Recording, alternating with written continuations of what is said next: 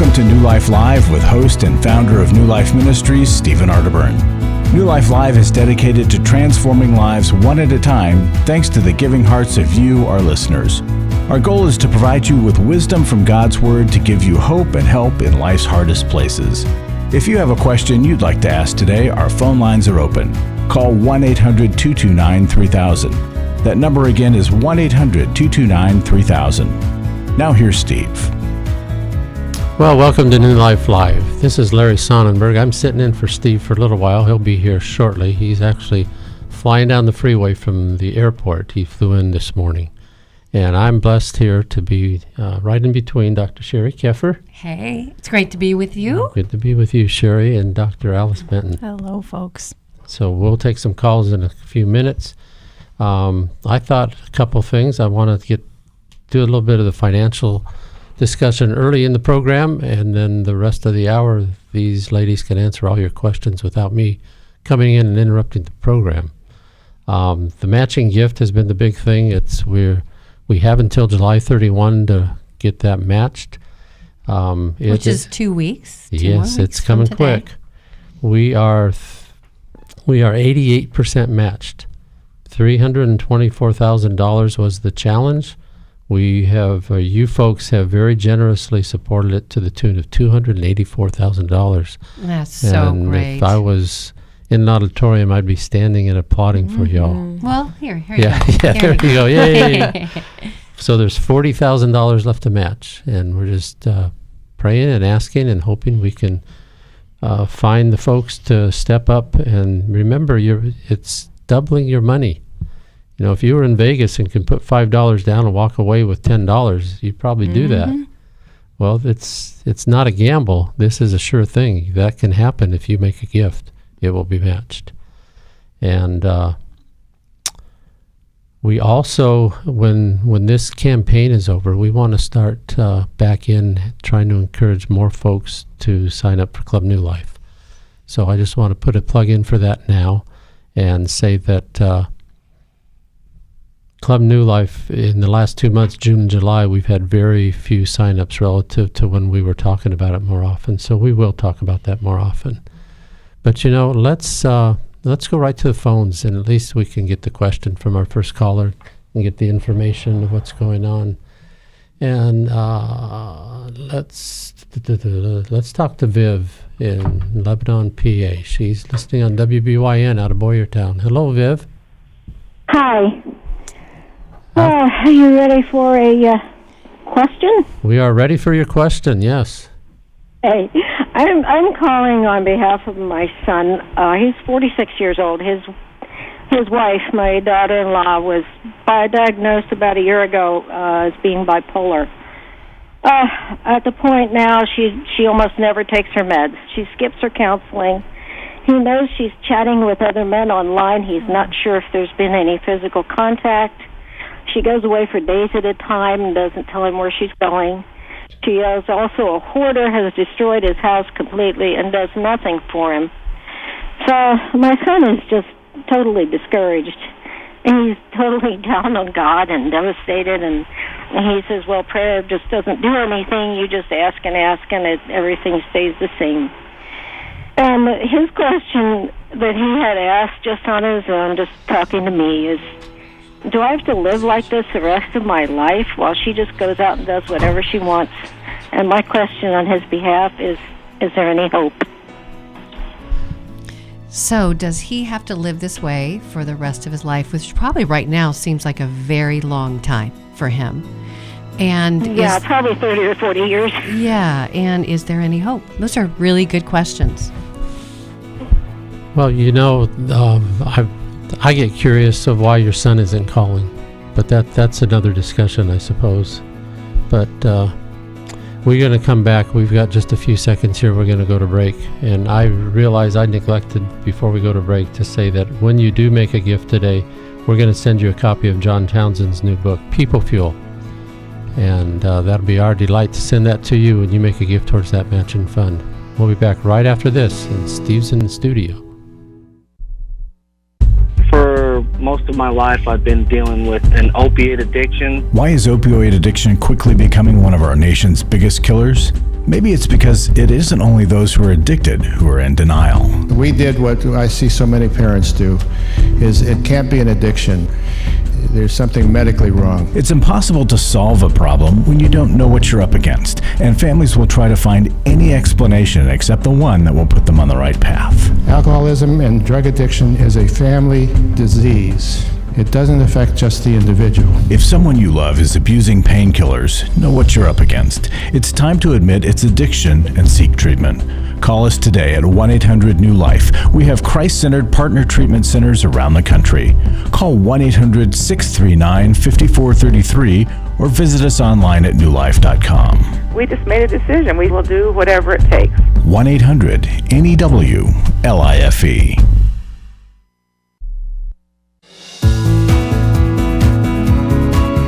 To find out more information about New Life or to order any of the resources mentioned on today's program, call 1-800-NEW-LIFE. Now back to New Life Live. Hi everybody, Steve here. A little late getting in the plane. I could hardly get him to taxi that thing fast enough, but I do know we're talking to Viv, and we have heard the problem. Sheri, you want to take it from here with Viv? So, I think Larry did bring up a good question as to where your son is at in light of getting help for himself. It's a great question. Do I have to live like this? But my concern is this, Viv, is it sounds like if she's going away days at a time, she's not complying with her meds, she's not getting therapy. No, she's not. I said that in the beginning. She has quit. Right. So, those things. But think about it from her perspective. She's kind of got this nest without consequences. He's kind of standing over here saying, well, do I have to live like this? But she gets to fly away, come home, eat when she wants, sleep when she wants, fly away, come home. So boundaries are in order here. And a boundary... Okay, I was wondering about that. Yeah, boundaries are something that we do in order to protect ourselves.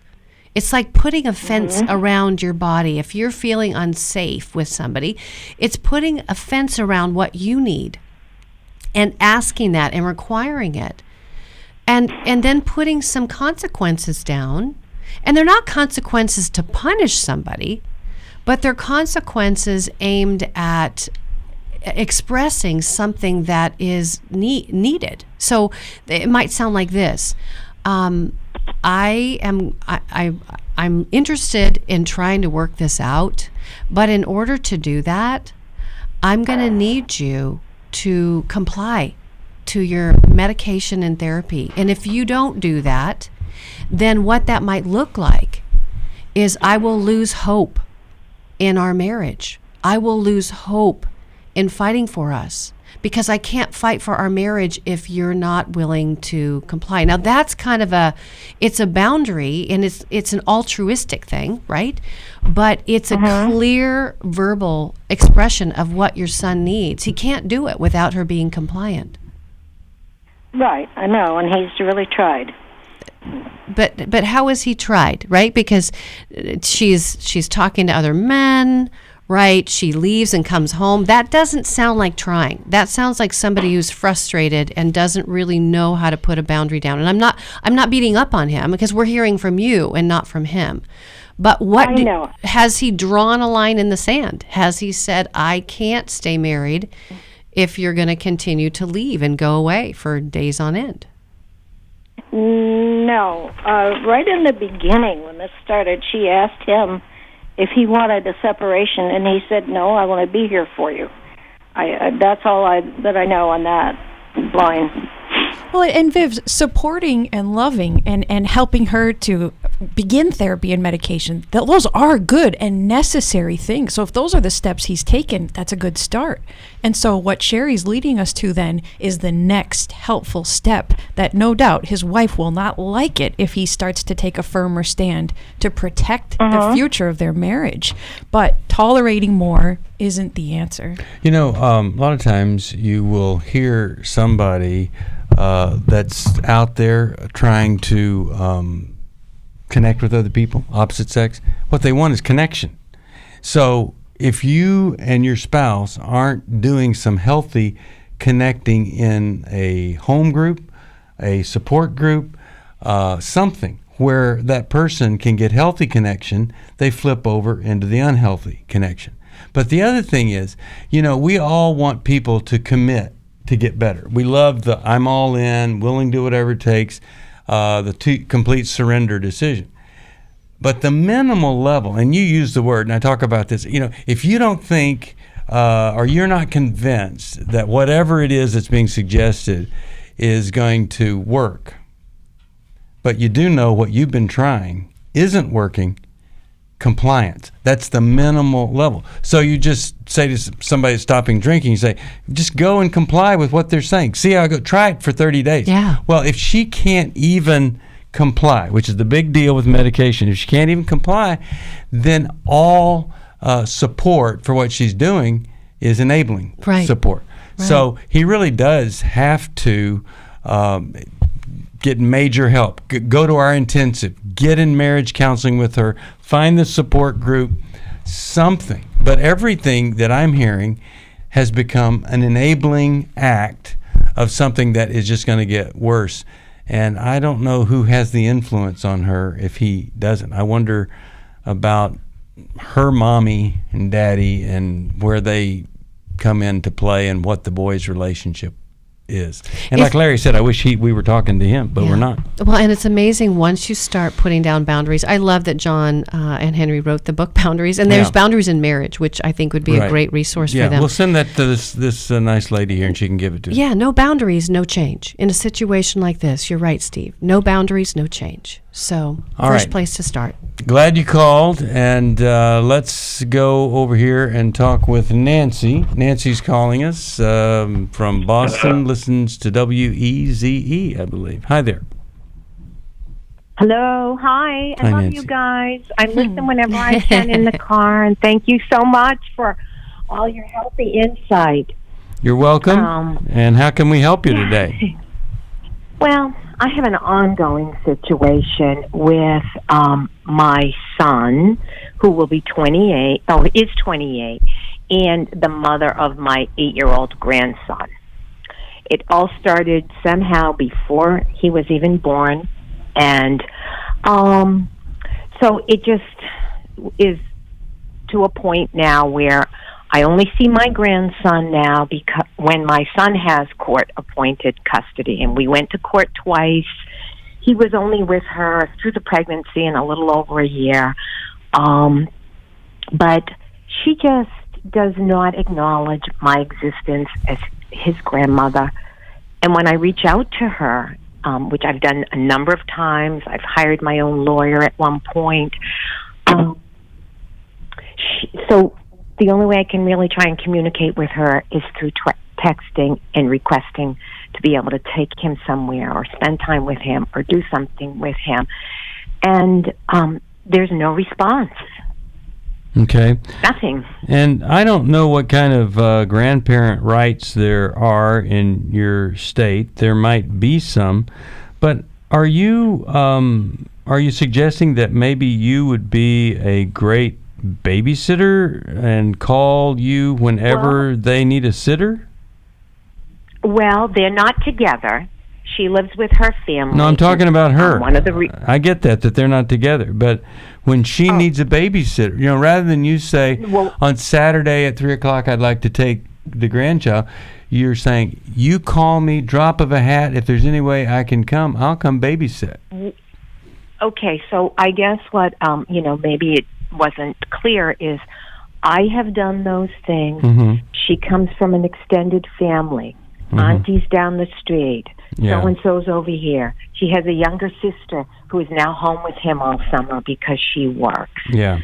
So my question really is, what thoughts might you have on how I can open up the lines of communication with her? I mean, I've offered to sit with her. Well, let me ask you this real quick. Let me ask you this before maybe Alice can help you with lines of communication. How much does your son have the baby? How much time? Well, he's 8. But he has him Yeah. He has him every other weekend, and during the week, he takes him to class. Well, my suggestion would be your son needs more time with, and then that will give you more time. I'm just trying to. Well, it would, but I was trying to resolve things without going through the courts. But just from a healthy development perspective, the every other weekend is, that's really tough, on a boy being with his dad just that much. So I would just, for a lot of reasons, see if that would be possible for him to increase his time, and that would increase your time with the 8-year-old. Yeah. So let's I wanted to mention that. Yeah. Well, what I did want to mention, just to kind of get the big picture here, is my son has PSTD related to this topic, the mention of her name. Anytime I say, look, I want to take him, I got a couple of days. It's basically, you're on your own. I'm not the messenger. So he basically goes from 0 to, I don't know, off the charts in a nanosecond, because he cannot and does not want to be the person that's confronting her or asking her to, so I'm not sure how to deal with that. I see. Nancy, as you've been talking, Nancy, pardon me? As you've been talking, I've been wondering if the mother of your grandson is afraid, and if she's afraid of your family, and if her son might be taken away from her. Could you imagine she might have that fear through what's gone on in the family history? Well, the other thing, I don't know what's possible. Let me just say this much. She was very cruel to me when the child was young, refused to let me see him when I was going through my cancer treatment.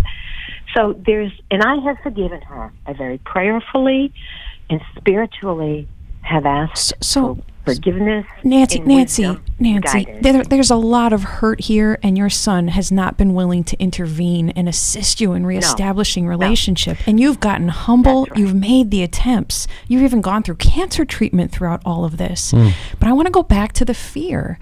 When you said you hired an attorney, I'm sure that was a good thing to fight for relationship with your grandson.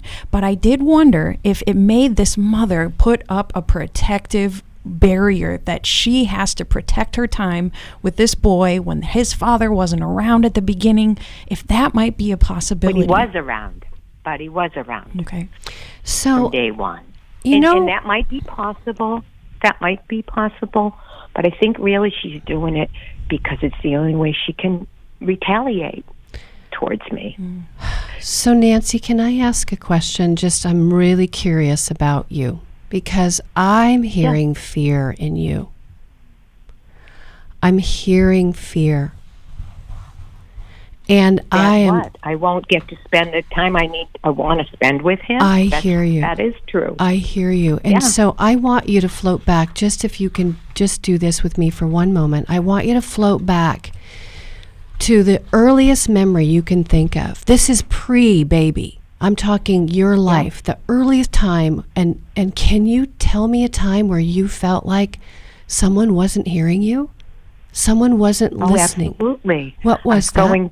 Shortly after that, I went through a separation and subsequent divorce. Okay, in your prior marriage. Through all of this. Oh. It's through all of this. Okay, so you've had incredible losses. You've had the loss of your own marriage. You've had this baby born out of wedlock and the fear that comes around that, because those relationships matter to us. And when we want, long, hope, wish that we would have more time with someone and that we don't have access to that, we can go into fear, terror, panic. And I think what's happening, hear me out for a second. If I was working with you, we would go in and we'd touch your fear. We would touch your fear first. You know why? Because until you touch that fear and you begin to grieve what you're panicking about, you begin to cry over what you can't fix, you begin to ache over some of your losses. It's coming across as demands. It's coming across as a demand to your son. It's coming across as a demand to your, the mom of this child. And so people are feeling that demand, and they're pulling away from you. Yeah. They're pulling away. It's infrequent that. So here was my thing. I went through all of the grieving. I did. I sought help and counseling. Maybe I didn't. Maybe it's some residuals. But I think about, I just need to accept this, and I only get to see him when my son has him. All right, hold on. Maybe you've seen something pop up on your husband's phone or a website on a computer, and you're just thinking something isn't quite right in my marriage, and you think it might have to do with sexual integrity issues. Well, you're not alone, and we have a place for you to come and connect with other women who have the same kinds of questions or who maybe already know the truth. Restore Workshop will educate you on the key issues and then connect you to a small group of women walking through the same difficult journey. Between main sessions and small groups, you walk in scared and alone and as strangers, and you leave having a support system that can help you see your way through this. The Restore Workshop is coming to Dallas, Texas, July 19th to the 21st. Call 1-800-NEW-LIFE to find out more. That's 1-800-639-5433 or online at newlife.com. 1-800-NEW-LIFE. God pulled me out of the gutter of my life that I was living in. I have done a lot of work over the last 40 years. This is the first time I've ever felt love. I've had such a wonderful weekend here, and for the first time in a long time, I've felt at home. And the Lord has set me free from my mother's story about me not being good enough. The New Life Finding Freedom Workshop is coming to Dallas, Texas, September 20th to the 22nd. We're going to talk about forgiveness and codependency. We're going to understand that family of origin, the unhealthy reactions to it. We're going to talk about the cycle of shame and surrender and developing the plan that moves us forward. There'll be 8 teaching sessions and 6 small group sessions. To register or to learn more about the Finding Freedom Workshop, call 1-800-NEW-LIFE. That's 1-800-639-5433 or online at newlife.com. I am living a new life, and I believe that I have the resources and tools to continue that.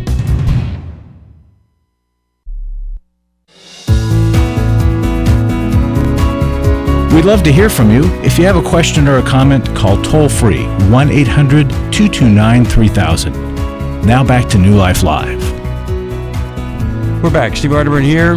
Dr. Sheri Keffer, Dr. Alice Benton. And Alice, finish up here with Nancy. It's always it's always frustrating when a grandparent can't see a grandbaby. It's like you can either legally make it happen, or it's just there's a lot of frustration over it. What do you say to Nancy that could be encouraging to her? Well, I think we can find hope in the step of humility. And so, Nancy, if you can be the one to extend the olive branch yet again, which is unfair to you, but that's where your power lies, to the mother of your grandson, and ask her, how has this whole thing affected you in my attempts to see the grandson? And is there anything I can do for you and I to reestablish relationship? Because I want to be a helpful part of your and your son's life. Ask it and just listen with a heck of a lot of prayer all around it. Yeah, maybe she'll respond to that text that has humility in it. It's hard to go wrong with humility. So why don't we send her Take Your Life Back as a book, because I think that's what she's really desperately trying to do. Yeah, all right. That's what we're going to do. Let's go to Mary, Boston, Massachusetts, WEZE. Hi, Mary. How are you? Hi, Steve. How are you? Good. What's going on today? Well, I have a question. Okay. I am in a very complicated marriage, and I'm wondering, why would God want me to remain married when the relationship is virtually non-existent? If, in fact, he does want me to. And so, figure that out. So, tell me about your husband. What is going on? Well, the complication with it, is that I met him when I was 13 and a half, and he was my pastor and my perpetrator. And through a series of events, he, abused me for 3.5 years, eventually found me after I graduated high school and pursued me, and we ended up marrying. Wow, And, that is a horrible story. Yeah, there aren't many like it. How old was he when you were 13? How old was he? He was twice my age. Uh-huh.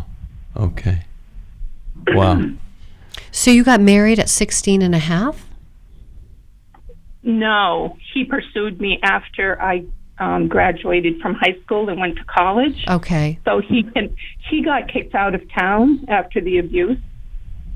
And then he pursued me. When he found out I had graduated, he pursued me. He found out where I was going to college.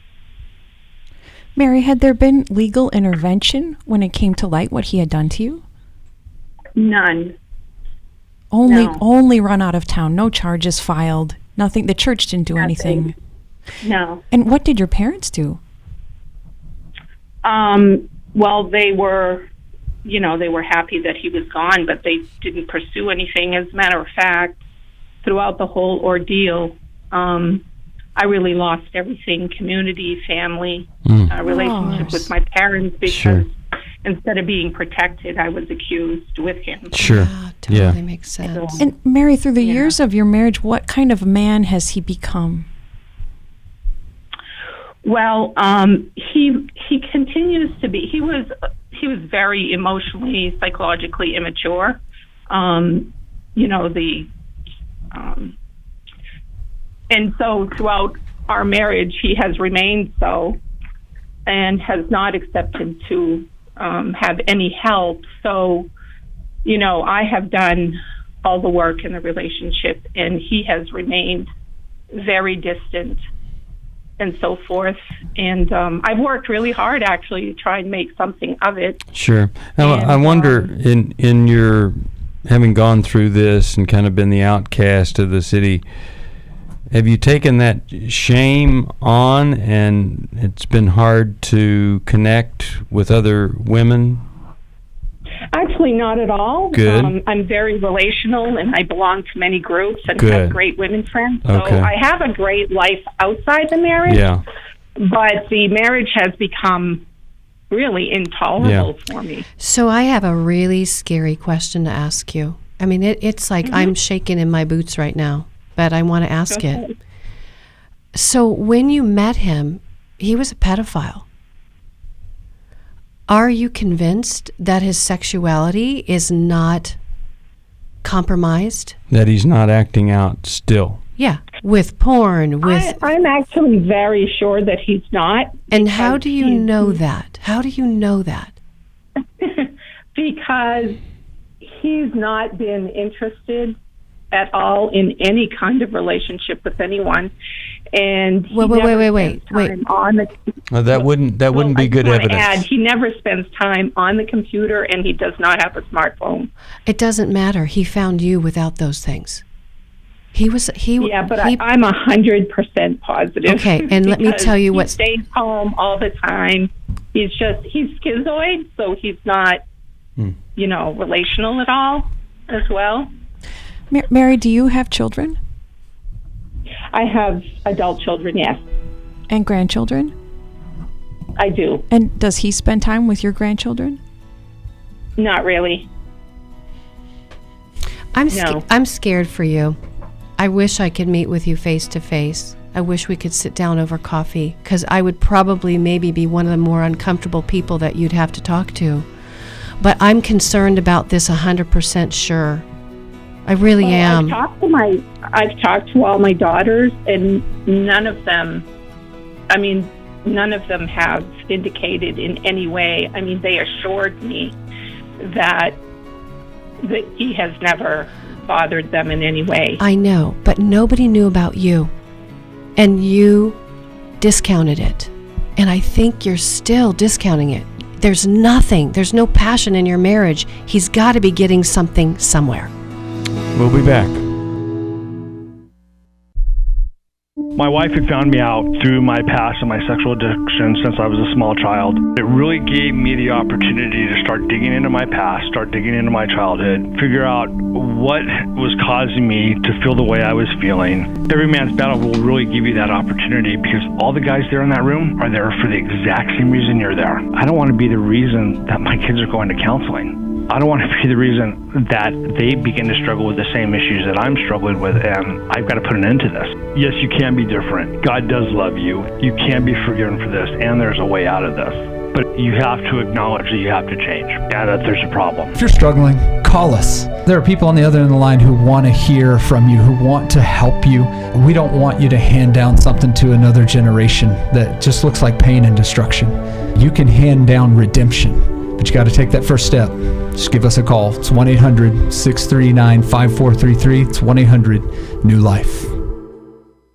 Hi, this is Steve Arterburn, and for 30 years, New Life has been the most trusted name in Christian counseling. I'm an addict, and I'm trying to get God in my life again. You seem to be able to get to the crux of a problem quickly. Our Christ-centered treatment programs can help you break free to embrace all that God has for you and your family. I just want to thank you guys for bringing me to a relationship with Jesus. There really is help for marital problems, depression, addictions, panic attacks, and feelings of hopelessness. I came back with so many tools to help me prepare myself to fight this struggle and this battle that I have every day. You can start living again today, living the life God intended for you. Help is available at 1-800-NEW-LIFE. They did care, and they did follow up very lovingly, and it made all the difference in my life. Call us at 1-800-NEW-LIFE. Someone who cares is waiting at the other end of the phone. God can open the door to a better tomorrow right now. Just call us at 1-800-NEW-LIFE. 1-800-639-5433.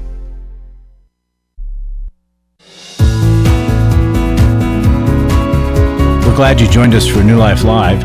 To be a part of the program, call 1-800-229-3000. Now back to New Life Live. We're back, and Mary, we're so sad for you, and we're really sad for the marriage that you're in. And I know this, that a marriage like this that seems so hopeless, it kind of is, the marriage kind of is, unless you've got two people willing to do some major work. Mm-hmm. When you've got two people, as sad as your marriage is, if we could get both of you doing the work, then you've got great hope. Whether the marriage gets better or not, I know you can get better. And I think the worst thing that could happen is for you to leave this man, and now he is free to do whatever he wants to do with even less accountability. Mary, we don't know pedophiles. He was a pedophile. And one of my heroes was a guy that was exactly his age, 26, when he became a Christian. And he walked down to the police station the next day and turned himself in and said, I'm having sex with a 12-year-old. He was convicted, personally convicted. That's what he needed to do once he accepted Christ. I just don't know. And the stuff that you're saying is very scary to us. So I think your best hope is that you have to accept that this is where you need to be, and then work with somebody, a great Christian therapist, to weave through all of this. Number one, to be sure that your husband isn't acting out. And number two, is there something that you could do that would put some very healthy pressure on him to get help with you or by himself? And I think we just need to talk with you off the air about some of those kinds of things here, because we're just so concerned for you, for him, and any child that would be around him, because spontaneous remission of a pedophile would be an extremely rare thing. It would have to be a spiritual transformation kind of experience, and we're not hearing about anything like that, or that he's ever gotten any help or even admitted that, yeah, you know what, that's who I was. So, Alice, your thoughts here? Mary, I go back to your question about God, and I am so angry for you and feeling very protective of you that the people around you could have allowed this marriage to take place without intervening, and you were so young and so injured by what he had done. So you asked, does God want me to stay in this marriage? And my answers are very firm, absolutely not, in the way that it is, because God never wants us to stay in sin, in a sinful relationship. So your power over your husband is definitely limited. But I think about Proverbs 24:11, where we're told we need to stop those that are headed towards death, that are staggering towards the edge. We at least have to make our best attempt. You're in a very unfair position here. But understanding that your husband has never accepted treatment, I would encourage you to make it a demand, no longer a request. Yeah. And then a demand with behavior attached to it. If he won't do it, then you have to take protective steps for yourself, your children, and your grandchildren, because I know he can't be trusted if he's not willing to get help. Right. He's not safe. You've described one of the most troubling situations we've heard of. Yes. And one of the most troubled men we've heard of, and he's getting no help. Yeah. So that's where you have to say, anything I do is enabling this horrible situation with many, many dangerous question marks. And so there is going to need to be a demand that he get help with you or by himself, but it's no longer tolerable for him not to get help. That's what I think God would want, is him getting help. You know, when I see potential harm, it's always underneath denial. Denial is what we think and feel, minus the facts. Yeah. Right?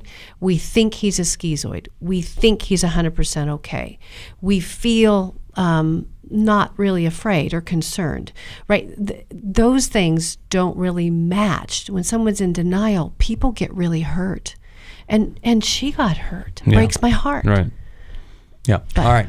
So more rather than less in this particular case. I want to talk to Marie. By the way, I will send, we should send your Intimate Deception. book, Intimate Deception. Healing That's going to help the wounds of her. sexual betrayal. And we'll send Take Your Life Back also. Let's talk to Mary, calling from WTLN, and we're glad that you called. How you doing, Mary?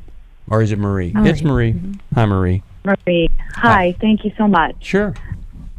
Okay, so my question is, I'm married to a man who's an alcoholic, and I've really resigned myself to that, but there is really one issue that I just can't. When he's had too much to drink, mm-hmm. and he wants to have sex, mm-hmm. and I just can't do this anymore. Yeah. I can't do it. And here's just a couple of questions for you. Okay. Are you going to Al-Anon? Actually, yes, I did. I've been to Al-Anon. I didn't say been. I said, are you going to Al-Anon? I'm not going Okay. to Al-Anon currently, no. Let me just give you real quick. I did try to confront this problem. We've been married for 21 years. Mm-hmm. I did try to confront this problem about 6 years ago. It ended up, we split up for 2 years.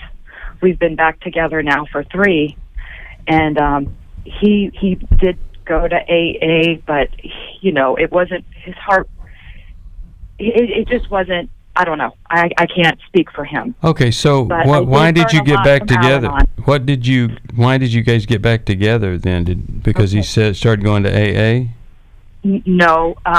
Actually, for those 2 years, all I did, I really saturated myself in the Bible, mm-hmm. and I learned a lot. I wish I would have known years and years ago. Yeah. But it really said how, God hates divorce and the effects it would have on children and everything. And we have 3 children together. And you know what else God hates? You know what else God hates? What? Drunk men demanding sex from a woman. Well, he's not demanding, it's just that I'm conflicted. You're not supposed to, you're supposed to this and that, and I just can't do that anymore. And I know the big issue is the alcohol, but when I've tried to confront that, it ended up in separation. Marie, who initiated that separation in your marriage? Me. It was me. You know what most worries me, my dear, with you is, do you know what the word resigned means? You said I've resigned. I've given up on trying to fix that part of our marriage. Yeah, resign means to be patient, to be tolerant, to suffer, to accept, to comply. You're doing all those things, and he's an addict. He's not getting better. And in your mind, kind of like the first caller, you're minimizing this. You're going into denial to try to cope with the fear you have about confrontation. Your children are in a home with an active alcoholic. Your body is crying out when you smell the alcohol on his breath and he's forcing himself on you sexually. In that act, you feel gross. You feel sick. You aren't even in your own skin. You can't even relax. Your body is your dashboard. It's trying to get your attention. Your body's crying out and saying, Marie, what are you doing? Why do you keep making me do this? Yeah. Marie, I just know that alcohol, it's so big. Addictions that people have are so big, and unless he wants to find God, he can't get out of it. But you are in the way of God right now. You know why? Because you're protecting him from consequences. You need to let the problem be a problem. Yep. And you need to work on protecting yourself, protecting your kids, protecting your family. I wish I could be your sponsor, because you know what? I would put my arm around you and I'd say, girl, come on, girl, don't you give up. We need to help you power up, find your strength, get support, start putting boundaries down, because nothing is going to change until you do that. You're the linchpin. And I go back into a war with his addiction. Yes. We've got to have a fight for what's right and the alcoholism.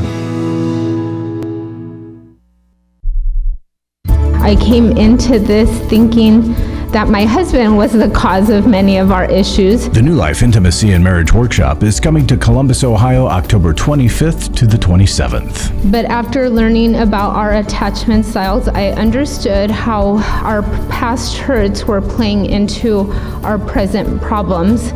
Join Steve Arterburn. It's been a dream of mine for a long time to help people to grow more intimately together, and we believe that everybody has room to grow in the intimacy level of their life. And Milan and Kay Yurkovich. We help couples understand how their attachment style is sabotaging their current relationship, and then we teach them how to create comfort in a relationship. To register or to find out more, call 1-800-NEW-LIFE. That's 1-800-639-5433, or go to newlife.com.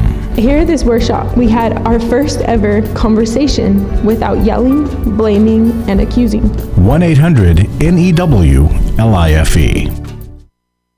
Last year, after Every Man's Battle, I was so moved by the transformation that I saw, not only in myself, but in the guys in our small group and the other people that were there and the stories that I heard, that I decided to go ahead and join Club New Life as a contributor to that. You can help New Life Live stay on the air by joining Club New Life today.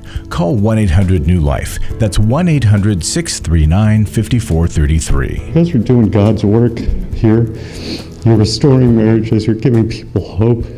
It's just been such a blessing to me, and I just wanted to encourage you all. When you see something good that God's doing, just jump on that and help support that. Support Club New Life, and together we can help hurting people find help and hope in life's hardest places.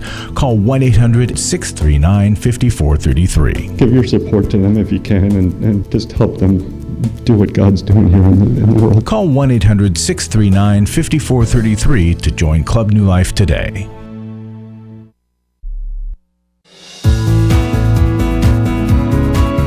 To find out more information about New Life or to order any of the resources mentioned on today's program, call 1-800-NEW-LIFE.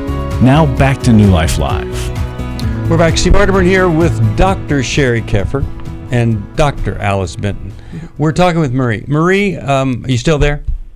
Yes. Okay, so I just want you to go down this road with me for a second, all right? Yes. The Bible says that we should not, man should not from woman, woman should not from man, withhold sex from each other, right? Right. But do you think that means that if your husband came in with a shotgun and said, have sex with me, that would fall in that classification? Well, let me answer it for you. I don't think so. If he came in and said, if you don't have sex with me, I'm going to leave you forever, I don't think that falls under that. We're talking about healthy sex. We're talking, and when a man comes in and he's drunk, he's not your husband. He's a drunk man. And for you to have sex with the drunk man is enabling the drunk man to do whatever he wants to do with you.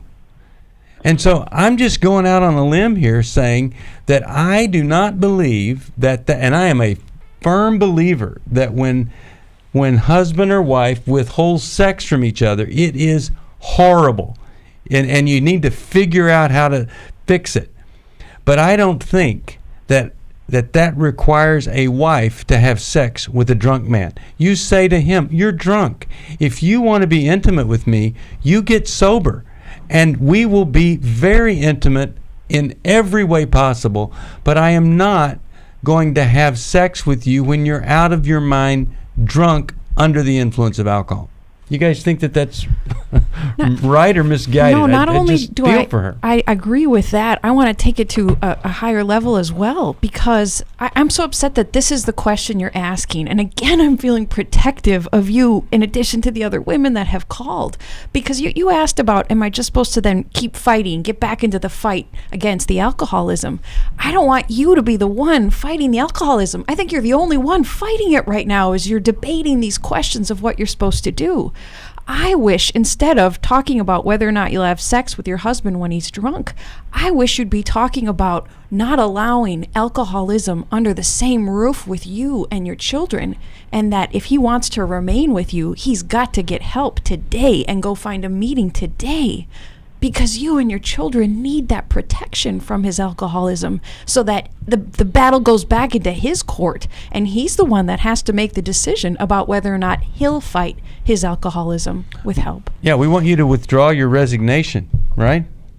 That's exactly. And you fight. Can't be resigned. And it's not fun, and it's horrible, but it's not as horrible as a man wasting his entire life and not having to come to grips with the consequences of his behavior. That's why you, with a great Christian counselor, you with a great Al-Anon group, working the steps, not just going to Al-Anon, but working the steps. And I just would refer you to the sermon I just did, and you can get it on our website, 12 Steps for Anyone. They will help you figure out what you can change and what you can't. And I think it could open a door for you. Because change comes when we're intolerant. We say, I'm not tolerating. Change comes when we choose to say, this is unacceptable behavior, right? That's the opposite of resignation. So, and that's the only way addictions stop. That's right. And we have that conversation during a moment of sobriety, not when he comes home drunk again. Yeah. You know, I came in a little late, but these are tough calls. From the very first call to this call. And I hope and pray that if you're listening, that it gives you a message that not everything is tied up in a nice, neat bow when we become Christians, or when we marry a Christian, or when we pray that God will fix something. We have to cooperate with God. And what I've found is that usually the right thing is the toughest thing on the list. That the easy stuff, it's not on the list. And so it's hard to tell folks, go do the hardest thing you could possibly do. Yet that really is where there is hope. And every one of these situations, somebody has to do something pretty radical if life is going to be different. Well, let's just say that your life is extremely difficult. And, you know, I've talked about this goal of all of us, I think, that's given to us by Jesus. Is our ultimate goal is loving well, loving God well, loving each other well. Anything standing in the way of that, it needs to be dealt with head on. So we want to help you. And many times that can't be done in a 3-minute phone call on radio. And we love getting to take a shot at whatever it is you're going through. But let us find a counselor for you. Let us find a group. There are life recovery groups that we can find for you. Let us find the clinician, the workshop. Something could help you turn this around. Maybe you don't need one of our intensives, but maybe you do. I mean, you know, even the pedophile schizoid husband, if he went to every man's battle, it literally could change everything for him if he sat through that. There's hardly anybody that isn't impacted positively when they go to that. We've got one coming up on the 9th of August in Sacramento. Finding Freedom is September the 20th. And whatever it is that is preventing you from loving well, we can deal with it right there. We've got a 12 Steps to Happier. That's October the 5th. Sounds so strange to be using 12 steps to get to a happier place, and yet that's what serenity is all about. Reasonable happiness in this world and eternal happiness in the next with our Lord. We have an Intimacy in Marriage workshop, October 25th, and Restore for Women, November the 15th. I don't know what you need. We've got books. This is a great book that John Townsend has. A donation of any amount, we'll send it to you. People Fuel. It's fantastic. Sheri's book, Intimate Deception. It can help you understand what has happened to you because you have been deceived in some way. It's there. Take your life back. It's a plan anybody can follow to take care of what's on my side of the street, so I'm no longer reacting. I'm responding the way that God wants me to respond. But you have to call us at 1-800-NEW-LIFE for us to help. 1-800-NEW-LIFE. You bring up a point, and I'll be really quick. You know, oftentimes we hear that phrase in recovery circles, you know, you need to stay on your side of the street. But like these calls today, with the pedophile, with somebody who's not taking medication and texting men and leaving, with somebody who is sexually wanting sex and that alcohol is in the home. Right. That's on our side of the street. They're living on your side. Yeah. So we have to look at that. It doesn't mean letting go and learning to tolerate that. It means you got to roll up your sleeves and say, this isn't okay. You know, people will say, well, he's not going to change until he decides. Hey, listen, you can lead a horse to water, but you can't make him drink. But you can also make him very thirsty. You can put salt blocks all around. And that's what we're talking about, is we're talking about setting a person up to where the pain is so great that recovery is the least painful thing. That needs to take place. If you need some help, it's 1-800-NEW-LIFE. If you can help us, we'll send you a copy of John's book. Your gift gets matched. We're going to do another program right now. If you want to join us for that, 1-800-229-3000. Let's pray for every one of these situations that we've heard today.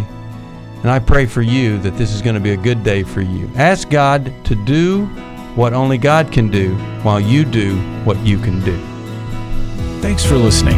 We hope this program has helped you by giving you insights for handling the challenges you face in your life.